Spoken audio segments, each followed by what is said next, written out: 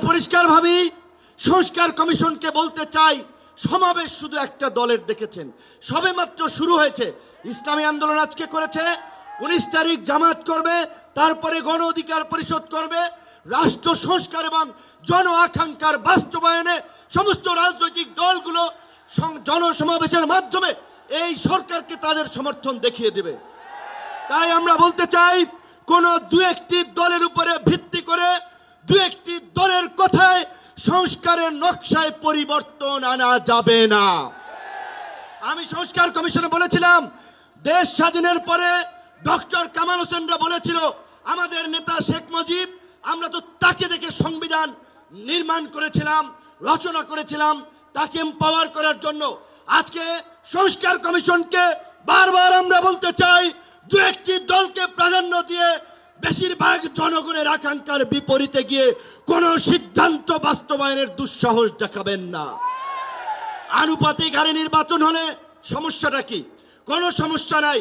প্রধানমন্ত্রীর মেয়াদ 10 বছরের বেশি না থাকলে সমস্যা কি?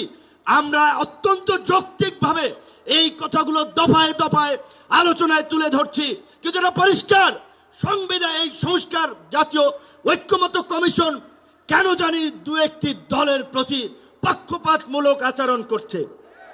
এই পিয়ার পদ্ধতি তাদের এজেন্ডায় বাদ দিয়ে তারা ঘুরাই দিল। পিয়ার থেকে উচ্চকক্ষ নিম্নকক্ষ চলে গেল। উচ্চকক্ষ নিম্নকক্ষ হবে নাকি সমগ্র নির্বাচন পিয়ারের ভিত্তিতে হবে, সেটি রাজনৈতিকভাবে আগে ঐক্যমতে পৌঁছাতে হবে। একই সাথে আমি আরো একটি কথা বলতে চাই, যারা পীর সাহেব সহ জামাতের নেতৃবৃন্দ তারাও বলছে, আমরাও বলছি, আজকে সারা বাংলাদেশের উপজেলা, পৌরসভা, সিটি কর্পোরেশনে স্থানীয় জনপ্রতিনিধি নাই। জনগণ চরম দুর্ভোগের শিকার হচ্ছে সেবা পেতে গিয়ে। সরকারের উন্নয়নমূলক কর্মকাণ্ড ব্যাহত হচ্ছে এবং 50 বছরের যে অভিজ্ঞতা, নির্বাচনের পরে রাজনৈতিক দলগুলো এমপিরা মিলে, মন্ত্রীরা মিলে কেন্দ্র দখল করে তাদের নেতাদেরকে পুলিশ প্রশাসনকে দিয়ে জেতায়।